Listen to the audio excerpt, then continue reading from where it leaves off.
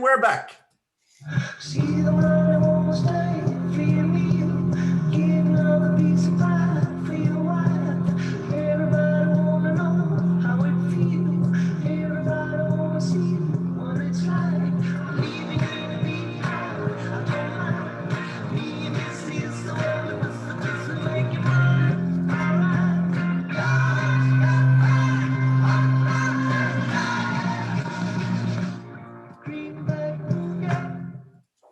Bonjour à tous, bienvenue dans Legal Club Sandwich, votre rendez-vous pour découvrir du contenu juridique de qualité, rencontrer des personnalités du monde juridique et tout ça à la cool, dans un esprit léger.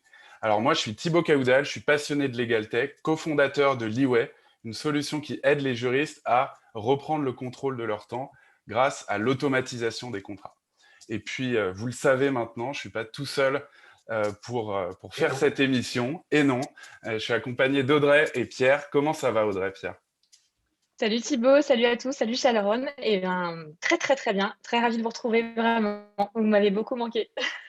Et oui, on est de retour. And we're back, saison 2. On est super contents de tous vous retrouver. Et bonjour Sharon. Bonjour à tous les trois et merci beaucoup de m'avoir invité pour ouvrir cette deuxième saison. Eh bien, on est ravis. Audrey, Pierre, est-ce que vous voulez dire un mot sur vous rapidement avant qu'on passe à la présentation de Sharon et puis des nouveautés sur la saison 2 pour les gens qui ne vous connaissent pas encore? Honneur aux dames. Avec plaisir, je commence, Pierre. Merci. Donc Audrey Deléry, je suis manager chez Fed Legal, donc cabinet de chasseurs de tête dans le domaine du juridique et du fiscal. Et donc, j'y suis depuis plus de 10 ans et ça fait donc même plus de 12 ans que moi-même, je recrute des juristes fiscalistes, que je passe mes journées avec vous pour vous accompagner, directeurs juridiques et fiscaux, à trouver une nouvelle opportunité. Et en plus de ça, pour ceux qui ne savent pas encore comment j'ai rencontré Pierre, ou plutôt comment on a été amenés à travailler ensemble et aussi avec Thibaut, c'est qu'on a co-créé avec Pierre le Fleet Network, qui est le réseau du coup, qui réunit aujourd'hui près de 300 membres de juristes dans la tech et dans les startups. Ça s'appelle le Fleet Network pour French Lawyers in Tech. Absolument. On a choisi un mot anglais pour le réseau de français des juristes. On s'est dit que comme ça, on restait complètement dans la mouvance. On était méga international. Et ben pour ma part, donc Pierre Landy, je suis avocat au barreau de Paris. J'ai travaillé chez Disney et surtout chez Yahoo pendant 15 ans en tant que directeur juridique Europe et Moyen-Orient. Et puis après, j'ai fondé une alliance d'avocats qui intervient dans les principaux pays européens avec mes anciens camarades de Yahoo, c'est-à-dire l'Italie, la France, l'Allemagne, le UK et j'en oublie un, mais voilà, le cinquième, vous le trouverez, ce sera le but de l'opération. L'Espagne. L'Espagne, merci. Et enfin, surtout en ce moment, je me concentre et je fais de l'executive mentoring. J'accompagne des directeurs juridiques, principalement dans la tech, mais pas que, à développer leur leadership et à les accompagner dans leur prise de poste et dans le management de leurs équipes. Voilà. Merci pour les petites présentations. On dit un mot sur les nouveautés de la saison 2, parce qu'on vous a préparé quand même des nouveautés. Déjà, on est hyper content de vous retrouver. Hein, ça, on voulait vous le dire avant de démarrer ce talk. On a pris plein de retours. Hein, vous avez fait passer un questionnaire en fin d'année pour comprendre comment améliorer un petit peu le format. Donc, il y a plein de choses qu'on a mis en place. Déjà, sur le rythme qu'on va vous proposer, on va se retrouver toutes les 2 semaines, le jeudi à midi. Voilà, c'est le rythme qu'on va vous proposer. Et on a eu beaucoup de demandes aussi sur un format podcast. Donc, à partir de la semaine prochaine, vous aurez le podcast, donc Legal Club Sandwich, qui tout simplement reprendra le talk passé. Voilà. Est-ce que j'oublie des choses, Audrey, Pierre? Je voulais juste dire, je vous reconnais beaucoup de visages connus de la saison 1 dans les spectateurs et donc je fais un bonjour collectif à tous nos fidèles admirateurs et je dis bienvenue à tous les nouveaux. Exactement. Et puis, si vous avez des photos à nous envoyer de quand vous regardez en direct ou même en replay, on en a reçu pas mal de la saison 1, n'hésitez surtout pas. On est ravis de voir que vous regardez soit en direct, soit en replay quand vous faites Absolument. On en du rameur, que vous êtes en plein apéro. N'hésitez pas, on est ravis. On en a vu certains en train de faire leur rameur, certains en train de boire un coup de vin rouge. Voilà, n'hésitez pas, les selfies en train d'écouter Club Sandwich, on est preneurs. Exactement. Bon, assez parlé de nous. On va passer à l'invité du jour. Aujourd'hui, on a la chance d'accueillir Sharon Franco qui va nous parler du rôle du département juridique face aux cyberattaques et à la cybersécurité de manière générale. Sharon, peut-être pour commencer, est-ce que tu veux te présenter avant qu'on passe aux questions? Oui, je veux bien. Donc, moi, je suis avocate au barreau de Paris. J'ai un historique de carrière très contentieux et puis par goût, je me suis ensuite spécialisée dans le secteur du numérique et donc évidemment tout ce qui touche à ces questions-là d'un point de vue juridique. La protection des données personnelles, mais donc aussi la cybersécurité et puis la cybercriminalité. Et puis, forte de ces sujets-là et de l'expérience qu'on peut avoir en tant qu'avocat, de gérer des situations exceptionnelles, extraordinaires, bien souvent pour des clients, je me suis ensuite tournée vers la gestion de crise, qui était un super complément à cette activité-là, sur laquelle je me suis aussi formée. Et donc, voilà, qui m'a permis vraiment de mettre à profit cette nouvelle, on va dire, compétence corde à mon arc au profit de mes clients. Et puis, je suis actuellement en mouvement parce que je démarre un nouveau chapitre. Je prends la direction juridique d'une start-up dont je tairai le nom pour l'instant pour laisser un peu de suspense. Mais une très, très belle start-up dont les sujets de safety, privacy, etc. sont vraiment des sujets très, très importants. Et par ailleurs, je continue mon activité de conseil en matière de gestion de crise parce que voilà, c'est un sujet qui me tient à cœur personnellement et dans lequel je prends beaucoup de satisfaction, donc que je ne souhaite pas abandonner, au contraire, que je souhaite continuer à creuser. Eh ben, très bien. On avait d'ailleurs parlé un petit peu de la gestion de crise dans la saison 1. Donc, si vous voulez retrouver le talk, vous pouvez aller voir sur YouTube le talk numéro 11 de Mathieu Jeanne qui nous parle de tout ça. Peut-être pour commencer, avant de Je vous rentrer... le partage tout de suite. Pardon, Voilà. Merci Audrey. Peut-être pour commencer, avant de rentrer dans le vif du sujet, est-ce que tu peux nous poser un petit peu le contexte, Sharon, parce qu'on entend beaucoup parler de cyberattaques, de cybersécurité aussi. De quoi on parle concrètement? De quoi on parle quand on parle de cybersécurité? Alors, pour commencer, bien sûr, moi, je tiens à rappeler que je ne suis pas une informaticienne, je ne suis pas ingénieure en cybersécurité, donc je laisse les questions techniques aux experts. En revanche, ce qu'on pourrait dire pour définir de façon un peu globale ce sujet et surtout ce qui la ramène, ce qui nous intéresse d'un point de vue juridique aussi sur ce sujet-là, c'est effectivement l'ensemble des techniques, on va dire, qui permettent de garantir la sécurité et la fiabilité d'un système d'information. Donc, on touche vraiment à l'univers cyber. Et d'un point de vue juridique, ce qui est intéressant sur ce sujet, c'est effectivement qu'il est abordé de différentes façons par la loi, soit du point de vue des acteurs, donc des acteurs particuliers avec des enjeux particuliers qui ont des problématiques cybersécuritaires et qui sont donc soumis à des obligations particulières. Je pense par exemple aux opérateurs de services essentiels, aux organismes d'importance vitale, etc. Et puis, bien évidemment, le sujet donné, l'angle donné avec les questions de sécurité qu'on sait être très, très importantes en matière de protection des données personnelles et qui sont devenues des questions centrales sur lesquelles les services juridiques sont constamment questionnés et amenés à agir parfois et même très souvent dans des délais assez courts. Ouais, c'est un bon point, ça. C'est-à-dire que pour toi, le sujet, il est plus important aujourd'hui qu'il ne l'était, par exemple, il y a quelques années? Évidemment, de toute façon, on le voit. Il y avait par exemple une intervention du directeur général de l'ANSSI, Guillaume Poupard, qui a dit hier que les cyberattaques avaient été multipliées par 4 cette année.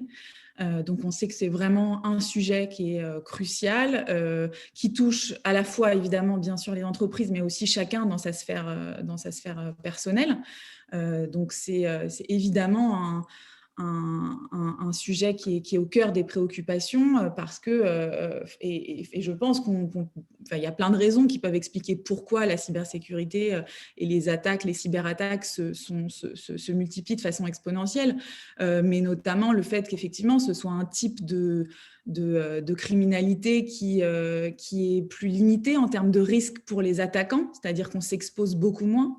Et puis, on a vu aussi qu'avec évidemment le contexte sanitaire qu'on a connu, les gens, il y avait d'autant plus d'axes et de points d'entrée pour ces attaques-là. Et puis, ça a bien sûr facilité le fait que les entreprises soient en télétravail, l'ouverture des réseaux, la multiplication. On est à l'ère du numérique, donc évidemment, c'est aujourd'hui le point central pour toutes les entreprises, pour la société dans son ensemble. Et donc, naturellement, ça fait l'objet, ça concentre tous les intérêts, y compris la criminalité. D'ailleurs, ce que disait aussi Guillaume Poupart, c'est que l'ensemble des mafias internationales aujourd'hui convergent toutes vers la cybercriminalité. Donc, c'est vraiment, c'est devenu l'enjeu prioritaire en termes de sécurité. Oui. Et tu penses que c'était plutôt un sujet qui était informatique, qui est devenu juridique, ou non, ça a toujours été un sujet vraiment juridique, à ton avis? Alors, il y a toujours eu des sujets, ça a toujours été un petit peu juridique dans le sens où les conséquences, même si les obligations sont venues plus tardivement, et on y viendra peut-être après, mais les nouvelles obligations juridiques sont venues de façon plus tardive sur ces sujets-là. En revanche, d'un point de vue responsabilité, d'un point de vue gestion des impacts pour l'entreprise, là, on avait un sujet juridique qui a toujours été là, finalement. Ouais. Et est-ce que tu as des exemples concrets, parce que c'est ce qui plaît pas mal à nos auditeurs sur Legal Club Sandwich, pour se préparer justement à la gestion de crise? Parce que c'est un sujet dont on parle, mais on peut se demander, OK, moi, comment je me prépare pour que demain, je puisse faire face à toute situation? De toute façon, la gestion de crise, c'est une science qui a été théorisée de façon très importante. On sait qu'il y a des méthodes, il y a des procédures à suivre, etc. Après, moi, une phrase que j'avais retenue, qui avait été prononcée par un commissaire de police qui était intervenu notamment dans les attentats et que j'avais eu l'opportunité de rencontrer lors d'une formation en gestion de crise, justement. Il nous avait dit que lui, ce qu'il avait retenu de sa propre formation, qui était surtout d'autres sujets, mais des sujets tout aussi intéressants, était une phrase qui disait « Préparez-vous autant que possible, mais le jour où la crise arrive, oubliez tout. Parce que de toute façon, vous ne serez jamais préparé à cette crise-là. » Et je trouve que c'est assez, finalement, c'est un espèce de leitmotiv assez intéressant parce que effectivement, on peut se préparer. Il y a des méthodologies très claires et notamment comment constituer une cellule de gestion de crise, etc. Mais finalement, les crises peuvent tellement être variées, et surtout quand on parle de cybersécurité, on a aussi cette même variété de crises, parce que ça peut toucher tous les échelons de l'entreprise, ça peut toucher n'importe quel service, ça peut être une attaque, un simple blocage d'un site internet, ou alors un ransomware, un système de hameçonnage, avec on appelle ça un rançongiciel, c'est-à-dire qu'avec une demande de rançon, on va bloquer tout un système d'information et toute une chaîne de production, par exemple. Donc, il y a vraiment des impacts qui peuvent être extrêmement variés. Ce qui est important, à mon avis, dans la préparation à la gestion d'une crise cybersécuritaire, c'est d'intégrer les spécificités de la crise numérique, ce qu'on va appeler une crise qui intervient et qui touche principalement la sphère numérique et qui intervient par le biais numérique. Et donc, effectivement, dans les crises numériques, ce qui peut être difficile, c'est qu'on a souvent du mal à déterminer l'étendue de la crise. En tout cas, on ne va pas pouvoir le faire. On a du mal à le faire tout de suite parce qu'il faut avoir une visibilité qui n'est pas souvent facile à avoir quand on a un système d'information, et particulièrement un système d'information qui est handicapé, qui est attaqué. On vous empêche d'avoir accès aux informations auxquelles vous voudriez avoir accès. Et puis, ça peut être très ciblé, très global. Ça peut toucher plein de services de façon simultanée, mais de façon différente. Donc, ce qui est important, c'est finalement de déterminer des procédures très claires on va dire, de gestion, comme la mise en place d'une cellule de gestion de crise, avec des personnes qui vont être nommément identifiées. Donc ça, par exemple, c'est des choses importantes. C'est-à-dire que ce qui est important, c'est de se dire en instant T, voilà, quelles sont les bases de ce qu'on va mettre en place pour anticiper, pour gérer cette crise maintenant qu'elle est intervenue. Et ensuite, la stratégie, évidemment, qu'on va déployer va dépendre de la crise à laquelle on est confronté et du cas de figure qu'on rencontre. Mais pourquoi, évidemment, la direction juridique doit faire partie de cette cellule? Et c'est évident que la direction juridique doit faire partie de sa cellule. Alors, ce n'est pas la seule, hein, mais à mon sens, quand on fait face à une crise cybersécuritaire, il y a en fait tous les services de l'entreprise doivent être représentés, et surtout les services supports. Et donc, effectivement, la partie juridique, enfin, la direction juridique, le service juridique est indispensable parce qu'en fait, il a son rôle à jouer de façon extrêmement importante. D'une part, parce qu'il y a des obligations juridiques très importantes auxquelles il va falloir répondre, des obligations de notification, par exemple, ou d'information, mais aussi des obligations, enfin, en tout cas, des actions qu'il va falloir anticiper, des actions juridiques ultérieures, comme le fait de porter plainte, comme le fait de limiter la responsabilité qu'on pourrait rencontrer si la responsabilité de l'entreprise était engagée, enfin, toutes ces choses-là qu'il va falloir anticiper. Et donc, c'est important que chacun soit présent dans cette cellule de gestion de crise avec, j'insiste sur ce point, des personnes qui soient prévenues, nommément identifiées. On a même fait modifier des contrats de travail pour un client pour être certain d'intégrer que ces personnes qui faisaient partie de la cellule de gestion de crise faisaient partie de leurs tâches et de cette disponibilité qui pouvait être à tout moment, hein, parce que la dernière gestion de crise, la dernière faille de sécurité que j'ai eue, par exemple, c'était le 31 décembre, donc c'est souvent, et puis celle d'avant, c'était le 25, donc ça, il y a quand même ce point-là qui est quand même qui est finalement anecdotique, mais qui en fait est très important, c'est-à-dire que ça arrive toujours au pire moment. Et donc, voilà, cette disponibilité des personnes qui font partie de la gestion de crise, donc c'est important qu'effectivement elles soient nommément identifiées avec un remplaçant pour chacune d'entre elles. Enfin, voilà, après, il y a évidemment plein d'autres. On avait vu d'ailleurs dans le précédent Club Sandwich sur la gestion de crise qu'il est aussi très important aussi que chacun ait un rôle prédéterminé. C'est-à-dire que tu dois avoir non seulement des gens prédéterminés, mais tu dois aussi avoir un rôle. C'est-à-dire qu'il y en a qui sont de l'input, il y en a qui sont là juste pour être informés, et puis il faut généralement qu'il y ait au moins et généralement un seul décisionnaire sur ce qu'il faut faire. Bien sûr. En fait, l'organisation dans la cellule de gestion de crise, il faut évidemment identifier les gens, mais effectivement, identifier aussi quel va être leur rôle. Et il faut qu'il y ait un leader dans cette cellule de gestion de crise pour leur petite décision, c'est évident. Et finalement, le rôle des autres intervenants, et particulièrement le rôle du service juridique qui a une vision stratégique très importante sur les risques, et qui permet vraiment de faire cette gestion de risque-là, et finalement un rôle d'éclairage, d'information qui aide à la prise de décision. Après, il y a d'autres points pratiques qui peuvent être mis en œuvre, qui peuvent être préalablement déterminés, comme le fait d'avoir des réunions qui soient fixées à des moments réguliers pendant toute la gestion de la crise.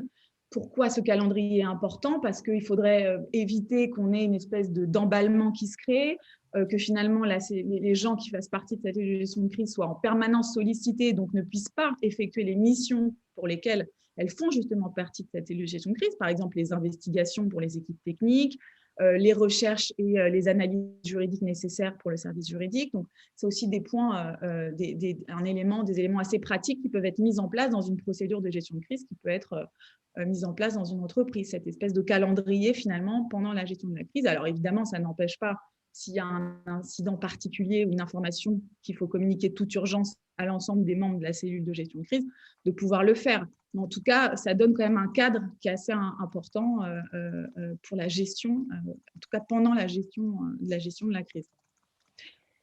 D'accord, Sharon. Et pardon, je t'interromps du coup. Et justement, en termes des obligations, justement, que ce soit au juridique ou opérationnel, est-ce que tu peux en dire plus à nos auditeurs, justement, quelles sont-elles, que ce soit pour une faille de sécurité, d'ailleurs malveillante ou non?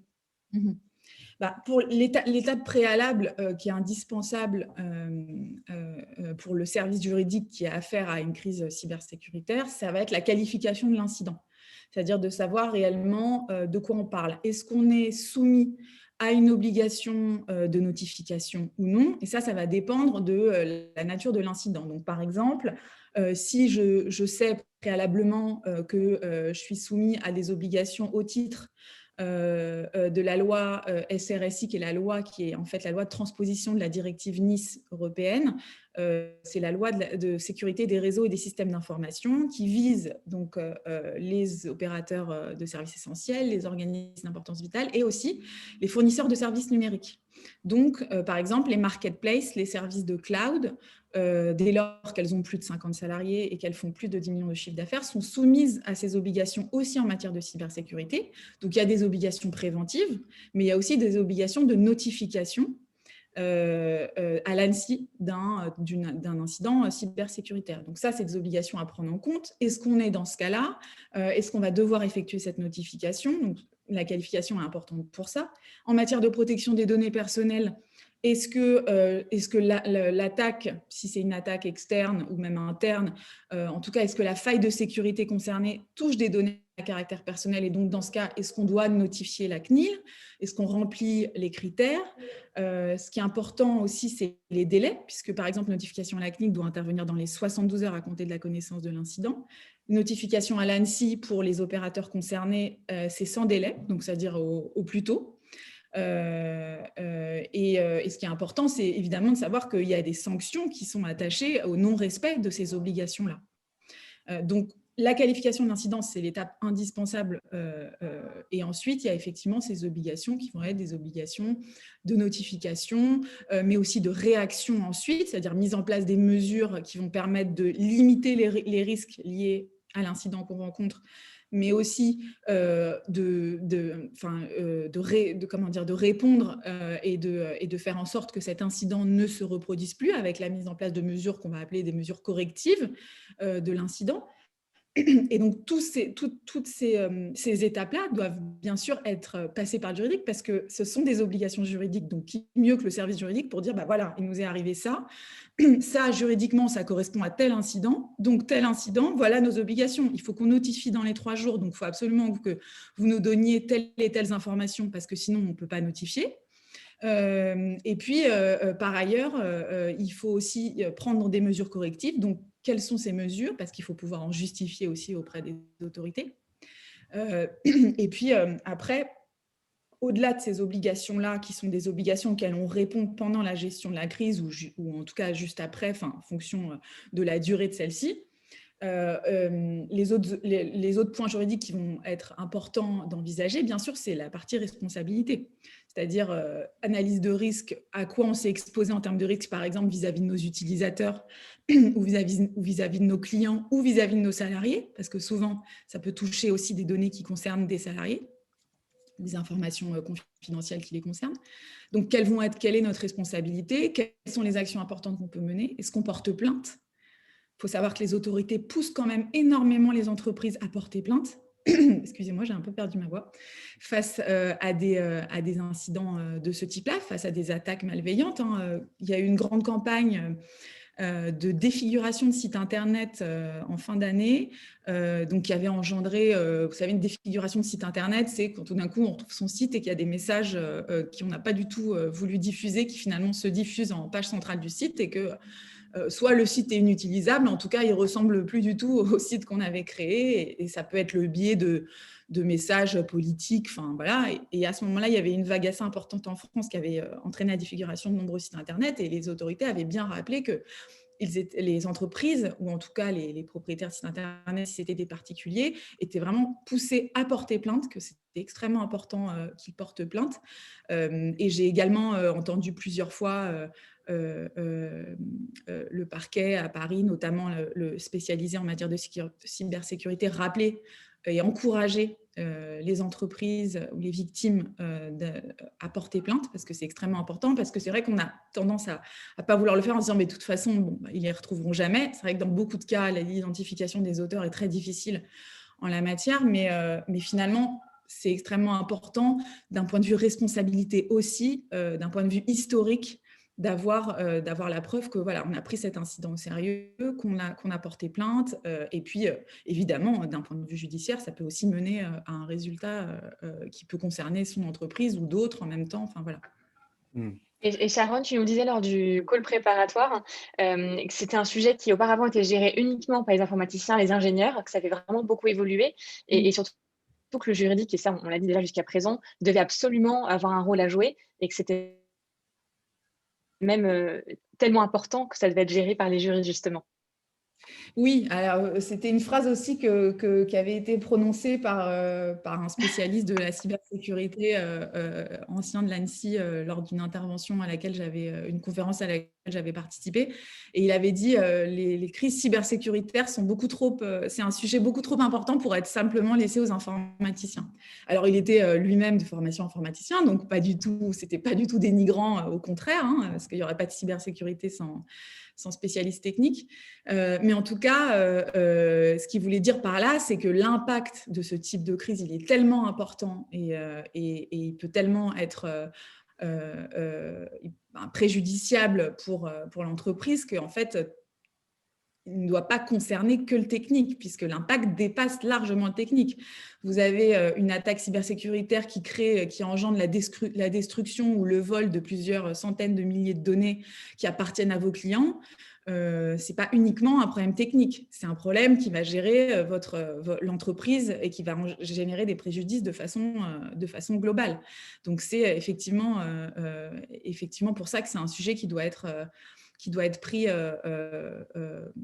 qui doit être de première importance. Et bien sûr, le service juridique est un élément moteur dans cette gestion, dans cette analyse de risque et dans cette gestion de la crise. Tout à fait. Et est-ce que tu as des exemples justement de crises qui sont bien passées ou moins bien passées? Des choses, des anecdotes, on adore. Des choses un peu croustillantes. Voilà. Alors, croustillant, tout sous le couvert de confidentialité, ce sera limité en termes de… Voilà. Mais en revanche, oui, alors après, des exemples, il y en a beaucoup, mais enfin, je pense que finalement, ce qui est important de retenir, c'est qu'il est important en tout cas de ne pas se précipiter. Et je peux donner l'exemple, par exemple, et ça m'est arrivé plusieurs fois, de clients qui m'appelaient au dernier moment en me disant « Bon, bah voilà, donc on a tout préparé, on va notifier, etc. » Donc, des clients qui étaient des services juridiques, voilà, qui avaient effectivement mis en place leur gestion de crise. Et finalement, en quelques échanges, je comprenais qu'en fait, il n'y avait pas du tout d'incident à notifier. Et que c'était mieux au contraire ils ne rentraient pas dans les critères, donc pourquoi aller notifier à une autorité alors que finalement on n'était pas dans les critères qui nous obligeaient à le faire, il n'y avait pas les risques qu'ils justifiaient. Donc c'est un cas qui s'est présenté plusieurs fois et qui nécessite vraiment qui interroge sur justement la façon dont on va gérer la crise quand elle va se présenter, avec la nécessité, on va dire, de ne pas se précipiter dans les actions parce que le risque, et ça c'est une formule qui est assez courante en matière de gestion de crise, c'est on va tout faire pour ne pas ajouter de la crise à la crise, parce qu'en fait, créer une crise juridique parce que tout d'un coup on a prévenu une autorité et qu'elle va débarquer ou en tout cas nous interroger sur le sujet quelques jours, quelques semaines après, alors que finalement c'était un incident qui ne s'est pas du tout solvé comme on l'avait anticipé. Enfin, voilà, donc il faut bien évidemment gérer l'incident avec une forme de réactivité très importante parce qu'il y a des délais et des obligations qui sont là, mais finalement aussi avec une espèce d'anticipation, on va dire un peu à froid, qui permet de limiter les risques complémentaires qu'on pourrait engendrer par une mauvaise gestion à l'instant T et attendre d'avoir les informations. Bien souvent, ce qui se passe aussi, par exemple, c'est que, et là, il y a eu beaucoup de cas ces derniers temps, où en fait, finalement, c'était des sous-traitants très importants qui faisaient l'objet de failles de sécurité avec des vols de données, etc. Donc, par exemple, des sous-traitants qui gèrent des plateformes e-commerce ou qui gèrent des emails pour des e-commerçants. Et donc, du coup, l'impact est global parce que ça concerne tous leurs clients. Donc, il y a énormément d'entreprises qui sont concernées, énormément de données qui sont concernées. Et là, ce qui va être important, c'est d'aller chercher l'information dont on a besoin auprès d'un prestataire, mais qui se protège aussi, parce qu'il ne faut pas non plus trop qu'ils nous en disent pour ne pas trop se mettre en risque. Donc, il y a cette espèce d'équilibre. Et ça, c'est finalement une action dans laquelle le juridique est indispensable, parce que qui va faire qui va aller regarder dans les contrats à quoi on est obligé ou pas, qui sait quelles sont les obligations d'information que doit remplir ce sous-traitant? C'est justement le service juridique, c'est le juriste qui sait que, par exemple, au nom du RGPD ou au nom du contrat qui a été signé avec ce prestataire technique, il a telles et telles obligations d'information avec tel délai. Est-ce qu'il les a respectées ou non? Comment on va lui mettre la pression pour obtenir les informations dont on a besoin pour notifier, mais aussi parfois pour résoudre l'incident technique auquel on est confronté? Donc, en fait, à tous les niveaux, ce rôle du juriste dans la gestion des crises cybersécuritaires me semble central. Et d'ailleurs, ça s'est prouvé à chaque fois par les faits. Merci Sharon, c'est très complet. On voit que c'est un sujet qui est riche aussi, donc c'était super intéressant. Merci pour ton intervention. On a bien compris, c'est un sujet d'actualité, c'est un sujet qui doit être au cœur des préoccupations pour les entreprises, qui engendrent des conséquences forcément assez importantes, donc il faut se préparer. Et évidemment, la direction juridique a un rôle très important à jouer, que ce soit dans la préparation essentiel. Voilà. Merci Pierre. Dans la préparation ou pendant la crise. Donc merci pour tout ça. On espère que ça vous a aidé. On espère que vous allez pouvoir mettre des choses en place dès demain dans vos jobs respectifs. Si vous avez des questions, posez-les directement dans le chat ou dans la partie questions-réponses. Et maintenant, on va passer aux chroniques de vos chroniqueurs, puisque sur Legal Club Sandwich, on a des chroniques. Pierre et Audrey vont intervenir à chaque fois, chaque épisode, sur des sujets en particulier, soit très liés au thème du jour, soit pas du tout. Voilà, ça dépend des envies, des humeurs. Et c'est à vous. Pierre, tu lances le jingle? Absolument, car nous avons des jingles. Et c'est parti avec le jingle d'Audrey. On ne change pas une équipe qui gagne et on ne change surtout pas ces jingles que vous avez plébiscités dans le sondage qu'on a fait après la saison 1. Donc voilà le jingle d'Audrey. Get the fever.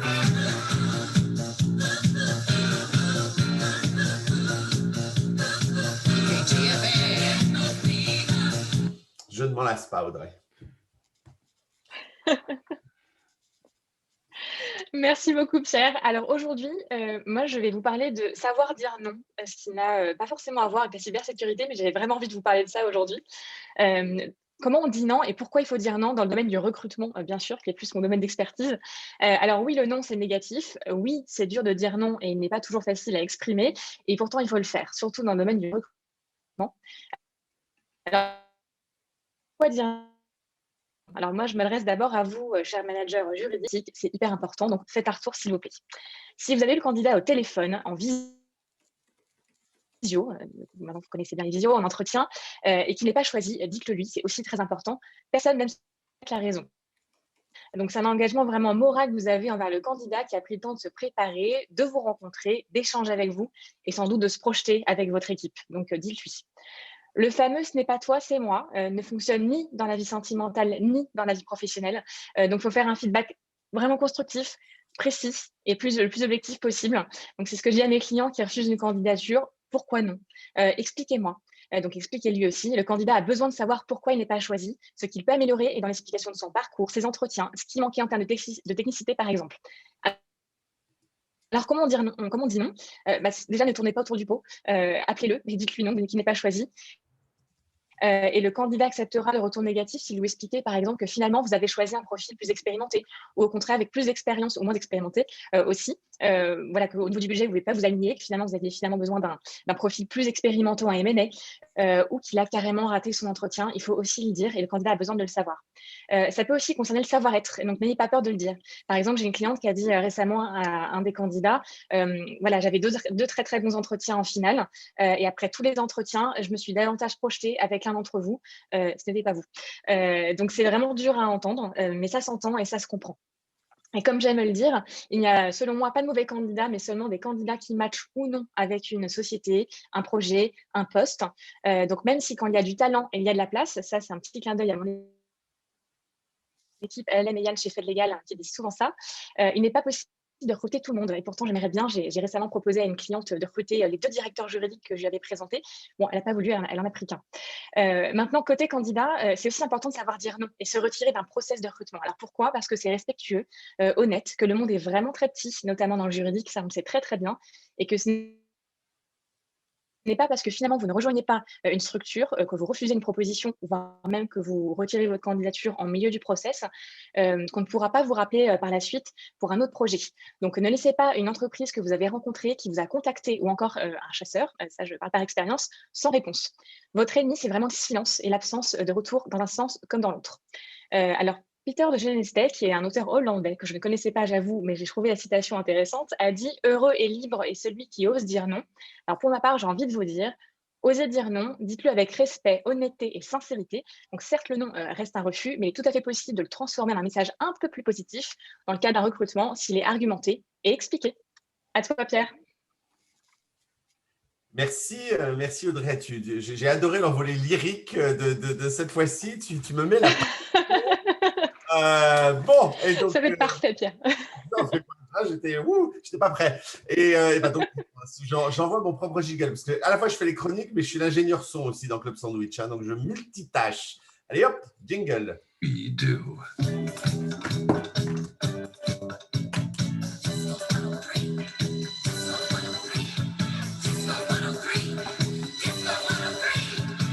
Je pense que je suis l'avocat, probablement un des avocats les plus barrés du barreau de Paris. Je comprends la CNB qui vote à 70% contre ce mélange des avocats d'entreprise et des juristes.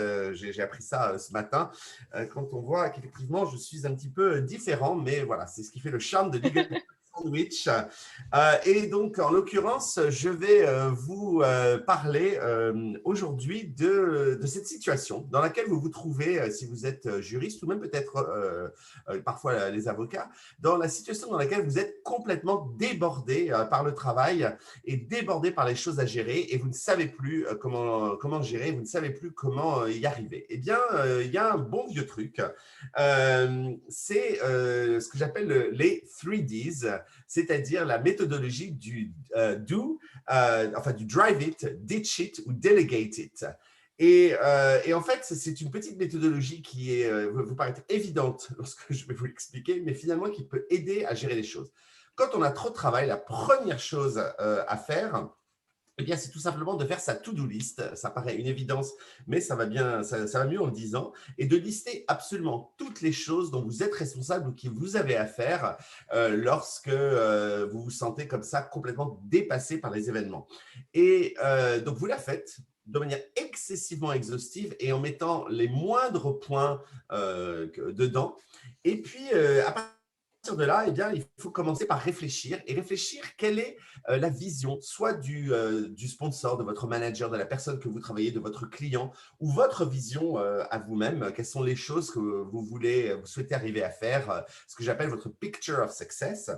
Et donc, vous gardez ça en tête et vous reprenez cette liste pour, du coup, commencer à regarder quelles sont les choses qui vous pensez être le mieux, être capable de faire, être le mieux capable de gérer. Et ça va aller dans la classe Drive It.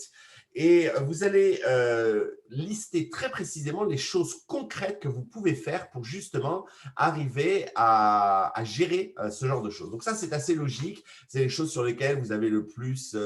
c'est vos forces, c'est les choses les plus importantes pour la société, c'est les choses pour lesquelles vous avez les meilleures compétences techniques. Voilà. Donc ça, c'est la première liste, la liste Drive. Et puis, bon, on sait très bien que ça ne va pas suffire. Donc, arrive la deuxième liste. C'est la liste Delegate. Et alors là, très important, il faut quand même se poser 2-3 questions avant de déléguer. Il faut déléguer, bien évidemment, à des gens qui sont capables de prendre la délégation. Encore une fois, ça paraît évident, mais ça va mieux en le disant. Donc, parce que si vous déléguez à des gens qui n'ont pas les capacités de faire la chose que vous avez déléguée, eh bien, vous allez vous retrouver à micromanager cette personne. Donc, ça ne vous fait pas du tout avancer. Il faut aussi vérifier que la personne à qui vous déléguez a bien compris les objectifs que vous souhaitiez atteindre et que donc ça vaut le coup de faire un replay de ce que vous avez demandé à ce que soit effectué pour être bien certain que les deux personnes sont bien d'accord sur ce qui doit être fait. Et puis surtout, il faut toujours poser la question, que ce soit vos collaborateurs en cabinet d'avocat, vos membres, les membres de votre équipe, c'est est-ce qu'ils ont besoin d'un soutien particulier, de ressources, de vous parler toutes les semaines ou d'un training quelconque ou voilà, je ne sais pas quoi. En tout cas, vérifiez qu'ils n'ont pas de problème de ressources. Et donc, ça vous permet de déléguer là encore et de réfléchir et de faire dans votre liste les choses spécifiques que vous allez déléguer et les résultats que vous attendez par rapport aux choses que vous avez déléguées. Et enfin, on arrive à la troisième liste. La liste, c'est la liste de ditch it, c'est-à-dire on va mettre tout ça à la poubelle royalement, et bien parce que tout simplement, ce n'est simplement peut-être pas au service juridique de gérer le problème en question, ce n'est peut-être pas si important de gérer le sujet en question, peut-être que tout simplement aussi, eh bien, in the grand scheme of things, revoir le contrat de la machine à café pour 5 000 € par an, quand on est débordé et qu'on a une perte de données, ce n'est peut-être pas l'urgence du siècle et on peut peut-être laisser totalement tomber la revue de la machine à café et de son contrat. Et voilà, et c'est de ne pas avoir peur de prendre ce genre de décision, bien évidemment de le mentionner à ses supérieurs, que tout le monde soit bien d'accord, et comme ça, nettoyer sa to-do list. Donc, drive it, ditch it, delegate it, faites vos 3 listes, souvenez-vous des objectifs à atteindre et ça va vous aider grandement. À toi, Thibaut. Merci Audrey, merci Pierre, super chronique, on démarre très fort cette saison 2, bravo à tous les deux. Sharon, on va passer aux questions. J'ai une question de Rizvan, nous avons une question de Rizvan, merci pour cette question Rizvan, qui nous demande s'il existe un label ou une certification européenne qui garantit la mise en place et la préparation des équipes concernant les cyberattaques. Est-ce que tu as déjà entendu parler de ça? Et attention, puisque tu es en mute, il me semble. Désolée. En fait, les normes qui existent, ce sont les normes ISO qu'on connaît, notamment la norme ISO 27001 qui permettent voilà, d'intervenir sur ces sujets-là de sécurité. Alors après, une certification particulière sur la formation des équipes, finalement, je dirais que la question de la formation des équipes, elle est intégrée. Elle est intégrée dans ces obligations-là, dans ces normes-là, puisque quand on exige que des systèmes soient mis en place, ça implique nécessairement que les personnes aussi, que les procédures en interne répondent à ces obligations-là. Donc, on va dire que ce serait plutôt ces normes-là d'un niveau européen qui seraient les normes les plus élevées. Et est-ce qu'on peut demander, par exemple, à ces fournisseurs de nous prouver qu'ils sont bien préparés à tout ça, qu'ils sont bien protégés? Je dirais que c'est même une obligation dans certains cas. C'est-à-dire que des fournisseurs techniques qui fournissent des solutions qui ont avec un support informatique, quelle qu'elle soit, il y a toujours cette obligation de vérifier que ces prestataires, ces sous-traitants-là, sont conformes, en tout cas donnent des garanties particulières en termes de sécurité. Et par exemple, en matière de protection des données personnelles, dans les clauses obligatoires, il y a notamment cette obligation de cet engagement de sécurité, etc. Donc, et puis dans certains secteurs particuliers, avec des enjeux particuliers, il y a aussi ces obligations. En matière de cybersécurité. Donc, la loi sur la sécurité des réseaux et des systèmes d'information, la loi de transposition de la directive NIS, elle pose des obligations particulières en termes de cybersécurité pour certains acteurs. Et donc, notamment, s'ils sont prestataires ou si on est amené à contracter avec eux, ils vont devoir en justifier. Ok, donc ça, faites attention à ça. Il y a Anne-Sophie qui nous demandait si toi, tu avais déjà vu passer des sanctions de la CNIL pour des sociétés qui n'ont pas correctement notifié au cours d'une cyberattaque ou tardivement notifié. Alors, il y a déjà une sanction pour des sociétés qui n'avaient pas notifié du tout. Après, sur la notification tardive, je n'ai pas d'exemple concret j'ai pas d'exemple concret là en tête. Je ne suis pas certaine que ça ait déjà été le cas, mais de toute façon, je pense que si c'était le cas, il faudrait vraiment que la notification ait été tardive pour des mauvaises raisons, parce que c'est possible de laisser c'est possible de notifier avec retard, mais il faut évidemment donner les raisons. Donc, par exemple, la CNIL, dans le formulaire, elle laisse la possibilité de dire on est en retard et on justifie pourquoi. Et ça, c'est un point qui est important aussi, c'est-à-dire que souvent, et ça rejoint ce que je disais tout à l'heure sur la question de l'anticipation et de ne pas se précipiter, c'est que finalement, ce qui est important, c'est de bien collecter toutes les informations dont on a besoin avant de prendre une action.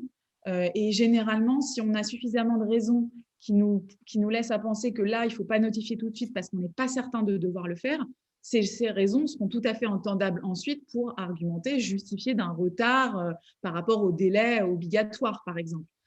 Si l'étude a bien été faite et si l'analyse juridique est effectuée à ce moment-là et qu'on a les arguments suffisants, on pourra toujours justifier de pourquoi on était en retard à ce moment-là. C'est un point qui est quand même important. On a Yolène aussi avec nous, qu'on connaît, ce qui fait partie de Fleet Network, justement. Elle travaille pour CyberAngel, qui connaît bien, du coup, le sujet de cybersécurité. Elle me pose la question, du coup, enfin, elle te pose la question surtout.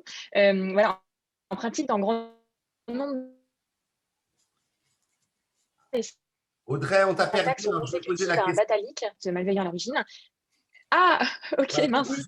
La question, parce que tu as eu un petit problème technique. Donc, en fait, oui, Yolène de CyberAngel, une société spécialisée justement dans ce type de questions, et qui est donc membre de Fleet Network, disait effectivement, là, on parle déjà de la gestion de crise et des situations où les sociétés sont déjà victimes des cyberattaques, mais en pratique, dans de grands nombres de cas, les cyberattaques sont consécutives à un data leak provenant de la société en question ou de l'un de ses prestataires, donc pas forcément un acte malveillant à l'origine. Et puis, il y a eu beaucoup d'exemples. Et donc, il existe des solutions pour s'en prémunir, bien évidemment. Et donc, quels sont ton retour de tes clients sur ces solutions? Est-ce que tu en as entendu parler? Est-ce que, voilà, de ce travail très en amont, finalement? Oui. Alors après, moi, dans ce que j'ai exposé là, en matière de gestion de crise, évidemment, les exemples qui sont souvent les plus, on va dire, croustillants, comme on a dit tout à l'heure, sont des exemples de cyberattaques, mais la stratégie et les obligations en matière de crise cybersécuritaire qu'on a développées tout à l'heure s'appliquent peu importe le cas. C'est-à-dire que même si c'est pour ça que je parle de faille de sécurité, parce qu'une faille de sécurité, ce n'est pas nécessairement un acte malveillant. Ça peut être aussi effectivement un problème interne, une mauvaise manipulation, etc. Et d'ailleurs, effectivement, moi, j'ai de nombreux clients qui sont trouvés dans cette situation-là, avec tout d'un coup des centaines de milliers de données, voire des millions qu'on retrouvait sur le dark web, parce qu'en fait, on avait utilisé une version bêta-test d'une solution pour voir ce que ça allait donner. Et puis finalement, on ne s'était pas rendu compte qu'en fait, la version bêta-test, elle était accessible et que toutes les données sont ensuite retrouvées, ont pu être accédées comme ça. Donc, effectivement, c'est un cas de figure qui est très important et qui est lié au fait que c'est le tout digital, l'ère du numérique. Donc, on est de plus en plus exposé, notamment, comme on le disait en introduction, avec le contexte qu'on connaît en ce moment et qui fait que on est de plus en plus connecté à distance, etc. Et donc, il y a de nombreux cas dans lesquels il peut y avoir des fuites qui soient dues à une mauvaise manipulation. Et finalement, les recommandations qu'on a données sont les mêmes, puisqu'on a une crise, il faut la gérer, on a un risque réputationnel, on a un risque commercial. Et il faut être en mesure d'agir derrière et de prendre les bonnes mesures en termes de communication. On a une autre question qui touche aux assurances. Est-ce que tu recommanderais donc une assurance cyber liability pour les entreprises qui ont un site e-commerce? Est-ce que tu as une particulière, non. mais en revanche, oui, évidemment. C'est un sujet très important. D'ailleurs, aujourd'hui, dans toutes les grandes conférences qui parlent de cybersécurité, il y a toujours un sujet cyberassurance parce que c'est vraiment, ça concentre beaucoup de questions. Et pareil, du côté des assureurs, c'est finalement des problématiques qui sont assez nouvelles. Enfin, en tout cas, avec cet engouement-là, avec cette demande-là, il y a une très, très forte demande. Moi, je l'ai beaucoup vu dans les négociations de contrats. Puisque dans les négociations de contrat, maintenant, il y a bien souvent ces obligations d'avoir contracté une assurance cyber, parce que le risque cyber est important. On sait que les sanctions sont importantes, mais ne vont pas forcément être couvertes par l'assurance. On sait qu'il y a aussi un risque effectivement de préjudice, donc par exemple de personnes concernées, de victimes qui viendraient ensuite porter plainte à l'encontre de l'entreprise ou du prestataire concerné. Donc il y a un gros risque, il y a de plus en plus de risques en termes de préjudice financier, matériel. Et donc, qui dit plus de risques aussi, plus d'engagement de responsabilité. Et donc, l'assurance cyber, c'est évidemment un sujet qui doit se poser.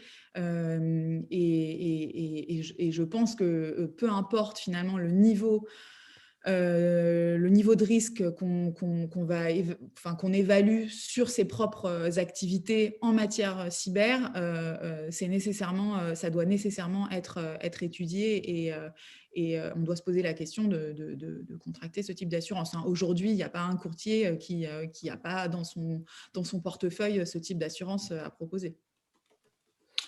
Ouais, c'est un bon point. Et justement, on a une question de Jean sur le budget. Est-ce que toi, tu as un peu des pratiques comme ça en tête de budget alloué à la cybersécurité? Évidemment, j'imagine que ça doit beaucoup dépendre. Lui dit, par exemple, dans une PME, quel est le budget alloué à ça, entre peut-être les assurances, les consultants, les conseils aussi? Tu as des infos là-dessus ou pas du tout? Effectivement, comme tu l'as dit, c'est extrêmement, ça va vraiment dépendre de l'entreprise qui est concernée. Si on parle, moi, j'ai eu beaucoup de clients qui étaient des entreprises du CAC 40. C'est sûr que les sujets cybersécurité, le budget, c'est quelque chose. Après, on voit que de plus en plus sur les petites et moyennes entreprises, c'est vraiment une question qu'on va se poser dès le départ, d'allouer un budget important là-dessus. Mais encore une fois, ce n'est pas uniquement un sujet cyber technique. Donc, quelle solution on va acheter, qu'est-ce qu'on va donner comme budget à nos équipes en interne pour travailler sur ce sujet-là. Mais il y a aussi dans ce budget-là à intégrer les questions d'assurance. Le budget qu'on doit donner aussi aux juridiques pour travailler sur cette question-là et pour être assisté en cas d'incident, etc. Donc, en fait, c'est un sujet global, qui doit être en tout cas envisagé de façon globale d'un point de vue budgétaire. Après, donner une fourchette, honnêtement, j'en suis C'est compliqué, ouais. incapable parce que c'est tellement, ça va vraiment dépendre du cas, des enjeux. On a, en fonction de l'activité, on a plus ou moins d'enjeux. Si on offre un service de cloud, on a des enjeux considérables en termes de cybersécurité. Peut-être, on en aura peut-être moins dans une autre typologie de service. Ça dépend vraiment de l'entreprise elle-même. Et Philippe, justement, à ce sujet, nous demande est-ce qu'il faut payer la rançon? Si jamais on est dans ce cas-là, est-ce qu'il y a une rançon? Tu as déjà eu affaire à ce cas de figure ou pas du tout? Alors, les recommandations des autorités sont de ne jamais payer les rançons. N'écoutez pas avec des terroristes, on l'entend suffisamment dans la série télé américaine. Oui, non, c'est vraiment c'est la recommandation des autorités, c'est vous ne payez pas. Après, ce qui est important aussi, c'est de bien avoir conscience que dans des cas comme ceux-ci, on se faire assister par les services qui sont mis à disposition. C'est extrêmement important parce que porter plainte, c'est une chose, mais pendant la gestion de l'incident, alerter et demander de l'aide à l'ANSSI, par exemple, pour la gestion d'une attaque qui ferait l'objet d'une demande de rançon. C'est extrêmement important pour savoir justement comment gérer, quelle est la politique qu'on applique généralement. Mais en tout cas, voilà, si la question c'est faut-il payer la rançon, la recommandation des autorités sur le sujet, c'est de ne pas payer, ne pas payer de rançon, jamais. Et d'ailleurs, il y avait une affaire comme ça avec une grande entreprise américaine qui avait payé sans le dire une rançon et qui finalement, quelques années après, quand tout est sorti, s'est fait largement sanctionner sur le fait d'avoir géré la crise de cette façon-là, c'est-à-dire d'avoir de son côté, sans en avoir informé personne ni aucune autorité, payé des millions d'euros de rançon, d'ailleurs sans succès. Et sans avoir pris les mesures qu'il fallait d'un point de vue information des personnes. Très intéressant. Merci Sharon. Il y a plein de questions. On est désolé, on n'a pas pu répondre à toutes les questions. Mais bravo, parce que du coup, le sujet a été très intéressant. Merci pour ta dispo aujourd'hui. Merci d'avoir pris le temps. à tous les auditeurs. On est ravis de reprendre cette saison 2, de démarrer. On se retrouve maintenant dans 2 semaines, alors ce qui nous amène au 18 février, avec Jérôme Perlemiter, qui a fait toute sa carrière en tant que directeur juridique dans le sport et notamment le foot, puisqu'il est passé par la FIFA, par la FFF, par la Ligue de foot aussi. Donc, il va vous raconter tout ça, il va nous parler, lui, comme souvent, hein, on aborde souvent ce sujet dans Legal Club Sandwich, de la position et du rôle du département juridique et des juristes dans l'entreprise. Donc voilà, si ça vous intéresse, on se retrouve dans 2 semaines. Et puis, pour ceux qui veulent voir le replay, tout est accessible sur YouTube et on sort le podcast dès la semaine prochaine.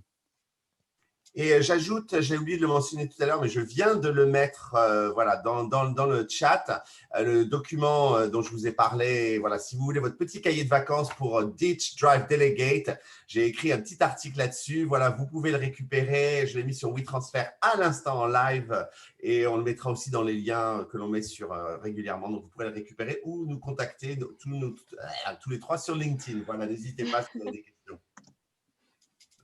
Bon, ben voilà. Jingle de fin, Pierre.